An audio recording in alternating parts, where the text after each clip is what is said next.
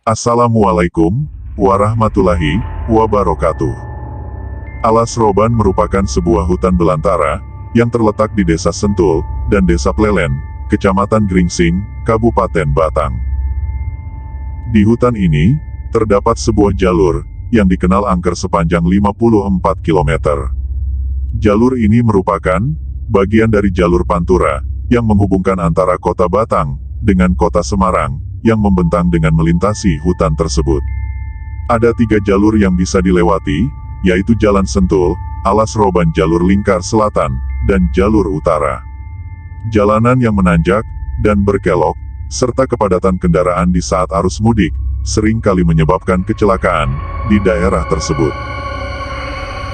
Dari segi bahasa, alas memiliki arti hutan, dan roban berasal dari kata rob, yang merupakan fenomena air laut pasang, yang kerap juga merendam bagian hutan ini. Keangkeran hutan ini pun, sudah tidak perlu dipertanyakan lagi.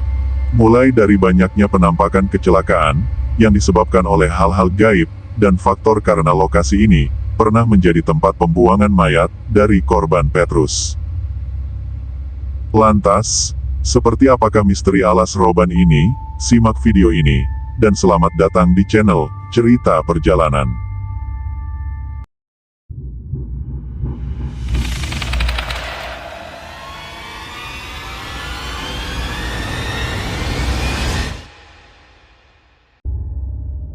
Jalur Alas Roban sudah ada sejak abad ke-18, yang dibangun oleh pribumi, yang kala itu diperlakukan kerja paksa untuk membangun jalan ini. Memang membutuhkan usaha yang luar biasa, karena harus membelah gunung, membabat bagian hutan, dan juga membangun jalan itu sendiri. Alhasil, banyak dari mereka yang mati, karena terlalu lelah, atau perilaku buruk petinggi Belanda. Mayat-mayat para pekerja, biasanya dibuang begitu saja, di tepi-tepi jalan itu. Di tempat ini sering muncul suara-suara, atau penampakan mengerikan, dari para pekerja yang telah gugur. Di Alas Roban sendiri, ada beberapa cerita mistis, yang sering diperbincangkan. Salah satu kisah itu, berasal dari seorang pria, bernama Udin. Di mana pada saat itu, jalan Alas Roban masih sempit, dan sama sekali tanpa penerangan jalan. Dengan bermodalkan motor bebeknya, Udin sering melakukan perjalanan dari Tegal menuju Surabaya. Malam itu, kondisi sedang gerimis, dengan memakai jas hujan, ia melanjutkan perjalanan, hingga sampai di daerah Gringsing, yang akan memasuki Alas Roban. Ia sebenarnya sempat ragu, saat akan melewati jalan tersebut, karena pada saat itu, sudah memasuki tengah malam. Namun karena kondisi yang mendesak, mengharuskan Udin tetap melanjutkan perjalanan. Setelah masuk jalan Alas Roban, ia mulai merasakan kejanggalan. Kala itu, terdapat sorot lampu bas di belakangnya, yang terus mengikuti motornya, tanpa menyalip.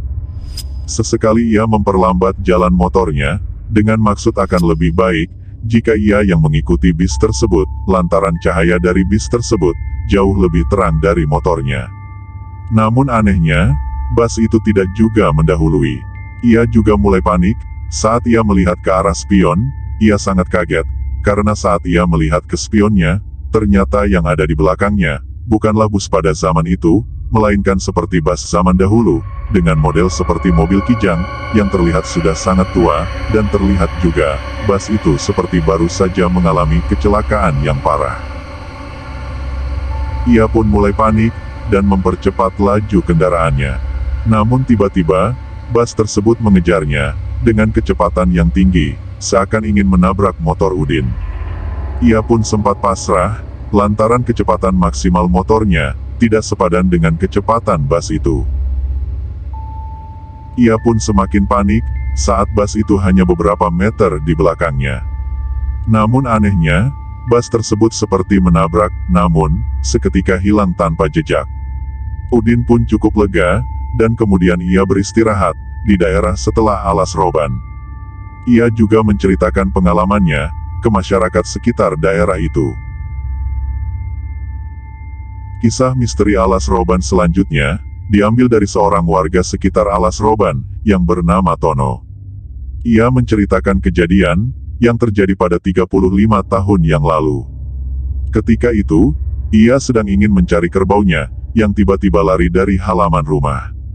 Namun ia melihat seorang pria, yang ditutup matanya, dibawa oleh mobil berwarna putih. Mobil tersebut berjalan pelan, dan kemudian berhenti, tak jauh dari tempatnya. Ia pun mencoba mengintipnya, rasa aneh pun mencuat, saat beberapa orang turun, sambil membawa pria itu. Pria itu, terlihat memiliki banyak tato di tubuhnya, wajahnya juga nampak banyak luka lebam. Tak lama, mereka menyuruh pria itu berlutut, dan langsung saja, salah seorang pria tadi, mengeluarkan sebuah pistol, dan sebuah tembakan, menembus kepalanya, dan langsung membuat pria itu jatuh tersungkur. Setelah itu, di keesokan harinya, ia mendengar ada banyak penemuan mayat, di berbagai tempat di sekitar Alas Roban. Salah satunya adalah Fitri. Ia pernah menemukan tubuh, yang masih bergerak, dan saat ia dekati, ternyata ia masih bisa berkata, "Tolong saya masih ingin hidup," kata pria yang sudah berlumuran darah itu. Ternyata beberapa mayat tersebut, adalah orang-orang yang dianggap preman, pada tahun 1980-an. Yang dibantai pada tragedi Petrus, dan dibuang di sekitar Alas Roban. Kisah selanjutnya, juga bukanlah cerita yang baru. Kisah ini terjadi antara tahun 2001, hingga 2005. Di mana ada sebuah keluarga, yang hendak mudik menuju Jakarta, melalui jalur Alas Roban, untuk menghindari kemacetan. Keluarga itu, berangkat dari Secang. Pada sore hari, mereka melalui jalur Pantura, perjalanan pun awalnya berjalan mulus, sesuai dengan apa yang diharapkan. Canda tawa pun, tercipta di dalam mobil. Sekitar pukul 9:30 malam, keluarga ini pun memasuki wilayah Alas Roban, yang terkenal dengan background jalan berliku, dan berada di tengah hutan, yang jauh dari kehidupan kota. Sang ayah pun, otomatis memperlambat laju kendaraannya, karena kondisi jalan yang berliku, dan juga penuh tanjakan. Dan di sini, hal janggal mulai terlihat pasalnya, tak ada satupun kendaraan, atau bus yang berpapasan dengan mobil tersebut, padahal rute Alas Roban ini, masuk ke dalam rute, yang paling sering digunakan, bagi kendaraan antar provinsi. Tiba-tiba, mobil itu menabrak sesuatu dengan keras. Hamid dan sang ayah pun bergegas turun, dan memeriksa bagian depan mobilnya. Namun anehnya, mobil itu sama sekali tidak rusak, bahkan tak lecet sedikit pun.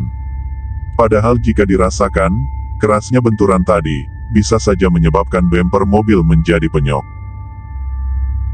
Setelah mengecek kendaraan mereka, yang ternyata tidak ada kerusakan sedikit pun, mereka pun kembali melanjutkan perjalanan di Alas Roban, hingga tak terasa, hujan pun turun dengan perlahan.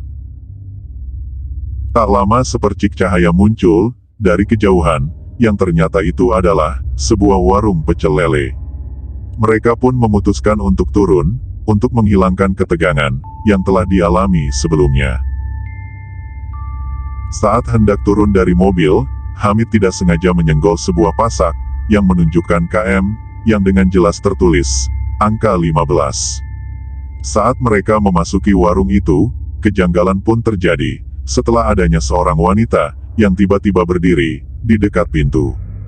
Sang pemilik warung mengatakan, wanita itu adalah istrinya, yang kerap membantunya berjualan. Padahal, ketika keluarga ini masuk, dari pintu yang sama, tidak ada seorang pun berdiri di sana. Namun, mereka menghiraukan masalah itu, dan kemudian mereka pun makan dengan lahap. Setelah selesai makan, Hamid pun tak sengaja menyenggol pasak yang sama, untuk kedua kalinya. Memang kala itu, pasak penanda KM itu, terletak sangat dekat, dengan mobil yang terparkir. Singkat cerita, perjalanan menuju Jakarta pun, berjalan dengan lancar. Namun setelah beberapa hari di Jakarta, keluarga ini pun berniat pulang kembali, menuju kampung halamannya. Trauma dengan kejadian sebelumnya, keluarga ini pun memutuskan, untuk berangkat pada pagi hari, agar bisa mencapai Alas Roban, pada siang hari. Ketika memasuki Alas Roban, sang ayah pun memarkirkan mobilnya tepat di pinggir jalan, karena salah satu dari mereka ingin buang air kecil. Ketagihan dengan rasa pecel lele yang sebelumnya dimakan, keluarga ini pun memutuskan untuk mencari kembali tempat makan tersebut. Namun keluarga ini dibuat terkejut ketika melihat pasca ke-15 tertempel dengan rapi di pinggir sebuah jurang yang terlihat sangat dalam. Padahal saat malam itu, posisi jurang tersebut adalah sebuah warung pecel lele yang rasanya sangat nikmat. Dan bisa disimpulkan bahwa warung pecel lele yang disinggahi oleh Hamid beserta keluarganya adalah warung gaib yang melayang di atas jurang. Sekian cerita yang bisa saya bawakan. Mau percaya atau tidak, semua kembali ke keyakinan diri kita masing-masing. Dengan catatan, kita tidak boleh meremehkan atau menganggap keyakinan orang lain tidak benar. Di dunia ini, kita tidak sendiri. Sangat banyak hal-hal yang tidak bisa dinalar dengan akal sehat. Namun, semua itu nyata. Sampai jumpa lagi di cerita selanjutnya. Wassalamualaikum warahmatullahi wabarakatuh.